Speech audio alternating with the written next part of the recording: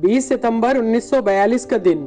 राजेंद्र गोयल का जन्म एक असिस्टेंट स्टेशन मास्टर के घर में होता है। वैश हाई स्कूल में पढ़ाई की और फिर रोहतक के एक कॉलेज में दाखिला लिया। गोयल ने 1958 से 59 में सर्विसेज के खिलाफ पटियाला से सिर्फ 5 रुपए प्रतिदिन के मेहनताने के साथ रणजी ट्रॉफी खेलना शुरू किया। अगर मैच समय से पहले खत्म हो जाता था तो उन्हें बाकी दिनों के पैसे नहीं मिलते थे। बाद में ये मैच फीस बढ़ाकर 10 रुपए प्रतिदिन कर दी गई थी। राजेंद्र गोयल खेले और इतना जम के खेले कि उन्हें ग्वालियर जेल से डाकू फूका सिंह यादव का बधाई पत्र मिला, जिसमें लिखा था, रणजी ट्रॉफी में 600 से अधिक विकेट लेने के लिए मेरी बधाई स्वीकार करिए। मैं आपका बहुत बड़ा प्रशंसक हूँ। ईश्वर से प्रार्थना करता हूँ कि आपको जीवन में और सफलता मिले। गोयल के मुताबिक उनके घर वाले ये पत्र पाकर बहुत डर गए थे। उनको डर था कि डाकू को अब उनके घर का पता चल गया है तो वो हमसे पैसे की मांग भी कर सकता है, लेकिन मुझे इससे जरा भी डर नहीं लगा। मैंने उसके पत्र का जवाब देते हुए उसका शुक्र अदा किया और उसे अपनी तस्वीर भी भेजी थी। पता नहीं वो डाकू अभी भी जीवित है या नहीं। ये भारतीय क्रिकेट की बहुत बड़ी ट्रेजेडी थी कि प्रथम श्रेणी क्रिकेट में 18.58 के औसत से 750 विकेट लेने के बाद भी राजेंद्र गोयल को भारतीय क्रिकेट टीम में चुने जाने लायक नहीं पाया गया। कई सालों बाद राजेंद्र गोयल ने मुस्कुराते हुए कहा था, भारतीय चयनकर्ताओं ने भले ही मुझे नापसंद किया हो, लेकिन एक डाकू ने मुझे पसंद किया। इस मैच में उन्हें सिर्फ 1 विकेट मिला, लेकिन अगले ही मैच में उन्होंने दिल्ली के 9 विकेट लिए। राजेंद्र गोयल का ध्यान खींचने योग्य प्रदर्शन अगले साल आया, जब उन्हें दक्षिणी पंजाब से उत्तरी पंजाब के खिलाफ खेलते हुए 4 ओवर से 6 रन देकर 6 विकेट के लिए और उत्तरी पंजाब की टीम को 54 रनों पर आउट कर दिया।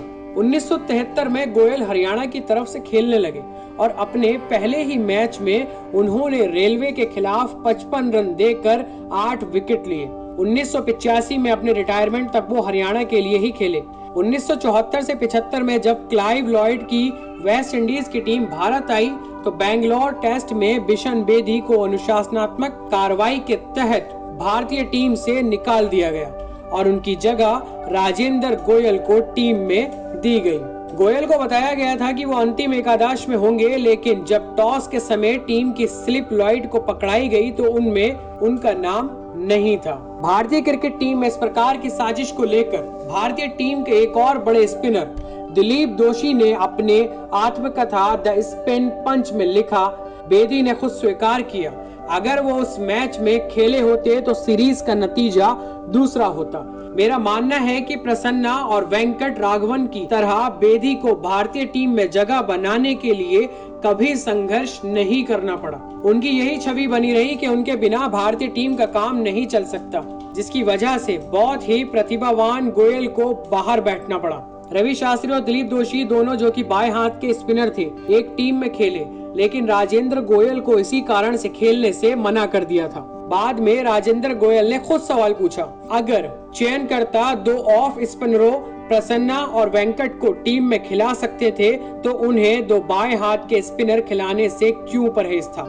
इसको लेकर सुनील गावस्कर अपनी किताब आइडल्स में लिखते हैं, मेरा मानना है कि चयनकर्ताओं ने राजेंद्र गोयल को इसलिए नहीं खिलाया क्योंकि अगर उन्होंने कुछ विकेट लिए होते तो कम से कम कुछ समय के लिए बिशन बेदी की टीम में वापसी मुश्किल हो जाती और ये उनके लिए परेशानी का सबब होता। बेदी से पहले बापू नादकड़ी, रूसी सूरती और सलीम दुर्रानी जैसे ऑलराउंडर की मौजूदगी की वजह से उन्हें भारतीय टीम में जगह नहीं मिल पाई थी। गावस्कर अपनी किताब आइडल्स में लिखते हैं, अगर मुझे बेदी और गोयल के बीच किसी एक के खिलाफ खेलने का विकल्प दिया गया होता तो मैं हमेशा बेदी को चुनता, क्योंकि बेदी अपनी फ्लाइट की वजह से आपको आगे बढ़कर गेंद को ड्राइव करने की छूट देते थे, लेकिन गोयल को, जो हमेशा फ्लैटर ट्रेजेक्टरी की गेंद करते थे, मारना लगभग असंभव होता था। ऐसा नहीं था कि वो फ्लाइट कर नहीं सकते थे, लेकिन उन्हें हर पिच पर इतना टर्न मिलता था कि उन्हें फ्लाइट की जरूरत ही नहीं पड़ती थी। 40 साल का होने के बावजूद वो बिना अपनी धार खोए दिन का खेल समाप्त होने तक गेंदबाजी कर सकते थे। इसके पीछे का कारण उनका स्टेमिना था। इतनी प्रतिभा होने के बावजूद भी वह हमेशा 11वें नंबर पर खेलते थे। गावस्कर लिखते हैं, जब हम दिलीप ट्रॉफी में उत्तरी क्षेत्र के खिलाफ खेलते थे तो हमें बेदी की अपेक्षा उनके खिलाफ खेलने में डर लगता था, क्योंकि वो एक तरह से बांध देते थे। उनके खिलाफ मैं कभी अपना सहज खेल नहीं दिखा पाया। फ्लैट गेंद करने वाले हमारे अधिकतर गेंदबाज या तो शॉर्ट या फिर ओवर पिच्ड गेंद डालने की गलती करते हैं, इसलिए उन पर आसानी से ड्राइव कट या पुल शॉट लगाया जा सकता है। गोयल या तो ये गलती कभी नहीं करते थे, और अगर करते भी थे तो उस समय वो अपना 25वां या 26वां ओवर फेंक रहे होते थे। आपको ये जानकर हैरानी होगी कि जिस शख्स की वजह से गोयल को भारतीय टीम के बाहर रहना पड़ा, उसी ने उनकी तारीफों के पुल बांध दिए।